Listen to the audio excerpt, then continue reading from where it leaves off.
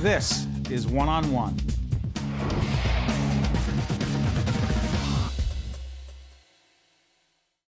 Patrick James Lynch is producer, writer, actor living with hemophilia, and he's also put out a fascinating piece called Stop the Bleeding, a mockumentary web series.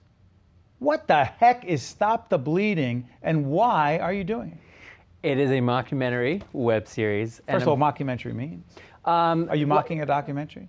Well, sort of, actually. If you've ever seen The Office or Parks and Recreation, where there's an acknowledgement of the camera in the room, it's part of the fictional world we set up. That's a mockumentary. And I'm doing it as a means of reaching teens and young adults in the hemophilia community via digital video, recognizing that the outreach to the young people in our population was deficient, and that this was a great way to get a hold of their attention. What is hemophilia, and why do you care about it so much? I have it. It is a chronic bleeding disorder in which one of the proteins involved in the clotting process is missing and essentially makes the remainder in a sequence obsolete. So if a blood vessel bursts, or when blood vessels burst, it takes much longer for them to heal. So you bleed out into the joint and develop issues in the joints primarily. Primarily affects the joints. When did you know you had it? And obviously, the other question that leads me to it's genetic. It is genetic, yeah. But I was the first in my family to have it. So it was a mutation at my mom's conception. So they didn't realize I had it until I was bruising a lot, crawling around. And eventually they did the blood work and found out. Now I had a younger brother who also had it, but they knew in vitro because they were able to test on him. But he unfortunately passed away in 2007 of a bleed to his head. And that's what got me thinking about what kind of outreach are we doing to the young people in the community, because part of what cost him his life was a little bit of complacency on his part to not have his medicine in his system when this injury took place, which he should have. Whoa, hold on, what do you mean? Not having what with him? I mean, what could he Good question. should he have done? Good question. So if you are a severe hemophiliac, as I am, as he was, you have less than 1% of this protein in your blood. So there are medications that you take intravenously through the vein on a prophylactic or proactive schedule. So you don't wait for... Sorry for interrupting. You come to the studio today, right? Yeah. What do you have with you? I don't have anything with me, but this morning before I left, I took this infusion so that my blood levels right now have a very high amount of the protein that I don't naturally produce. I do that so if I trip and fall on my way out of here, I don't have to wait till I get home and get back to my medicine in the fridge to start healing. So that's a proactive approach to your disorder. And if one does not do that? They put themselves at risk. So he had nothing in his system when he got a bump to the head that he thought nothing about, went to bed and never woke up. Now, if he had had some medicine in his system, chances are he would have woken up with a head bleed, he would have needed to go to the hospital, it would have been a traumatic event, but most likely he would have survived it. Stop the Bleeding. It's a powerful name, but more importantly, it's a powerful educational video series. We'll have the web information where people can find out more. Stop the Bleeding. Patrick has put it together, I was going to say with a bunch of colleagues, and then I realized you wrote it, you directed it, you produced it, and you star in it. So it's... Yeah, but as I'm sure you know, it takes an army. It always takes an army. It sure does. Stop the Bleeding, let's take a look, and then we'll talk about it right after this. Hi, my name is Bruce, and I was diagnosed with moderate type A hemophilia when I was 6. When I was growing up, I tried to forget the fact that I had hemophilia, and I have 2 daughters now, and they're both carriers.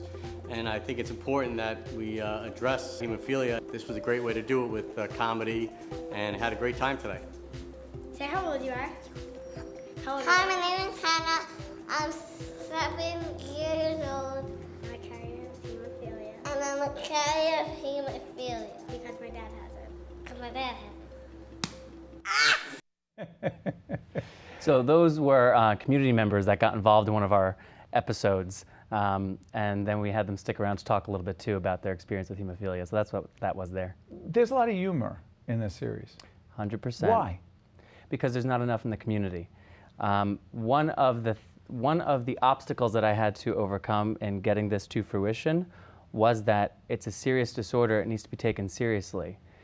My response to that is I take it very seriously, and I take what happened to my brother very seriously, and I take a young generation of very healthy hemophiliacs. Hemophiliacs in this country did not live to the age of 20 at the beginning of the 20th century. There wasn't the medicine to help the body maintain.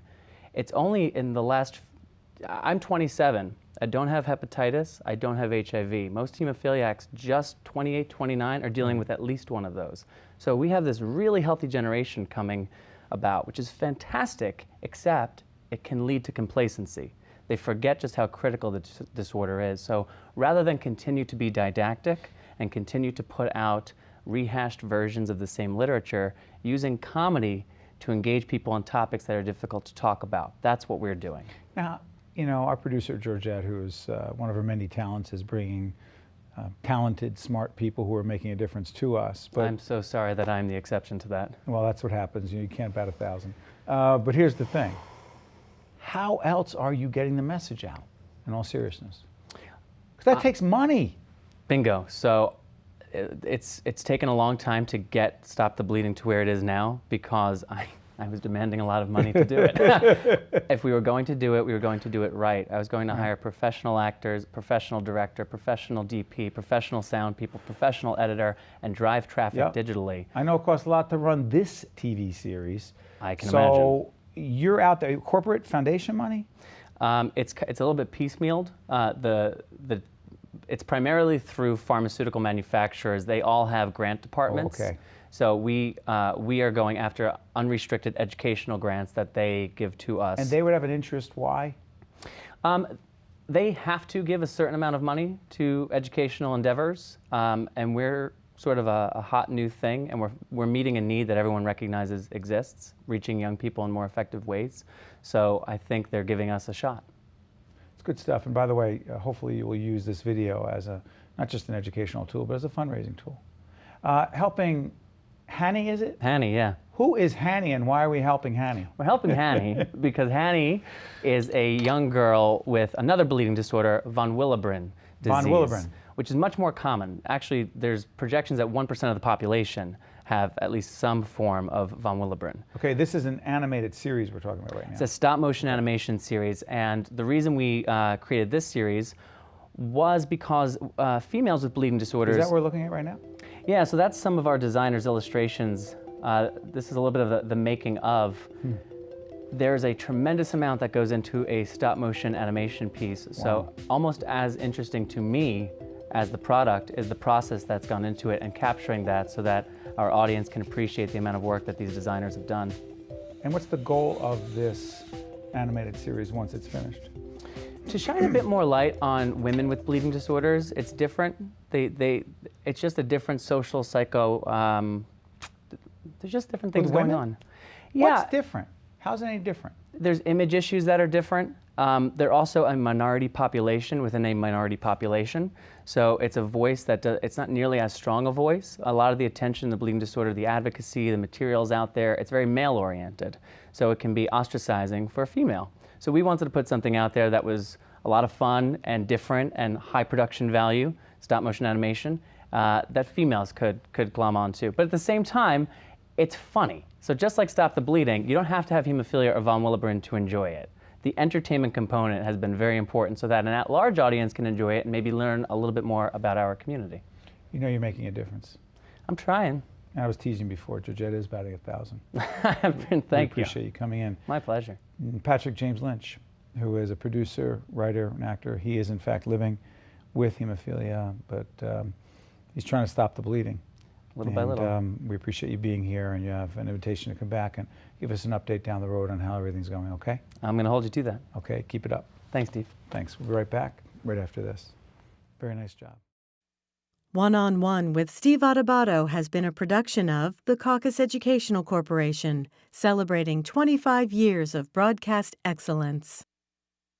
Funding for this edition of One-on-One with Steve Adubato has been provided by Investors Bank, Cohn Resnick, providing accounting, tax, and advisory services for more than 90 years. The Russell Berry Foundation, Fedway Associates, Inc., PSE&G, committed to improving New Jersey's economy and strengthening its communities. New Jersey Manufacturers Insurance Group, auto insurance, homeowners insurance, and banking under the principle of stewardship. The law firm of Gibbons P.C. And by Health First New Jersey. Promotional support provided by the Star Ledger and NJ.com, Everything Jersey. And by NJ Biz, All Business, All New Jersey. Transportation provided by Airbrook Limousine, serving the metropolitan New York, New Jersey area. One-on-One with Steve Adubato has been produced in partnership with St. Joseph's Healthcare System.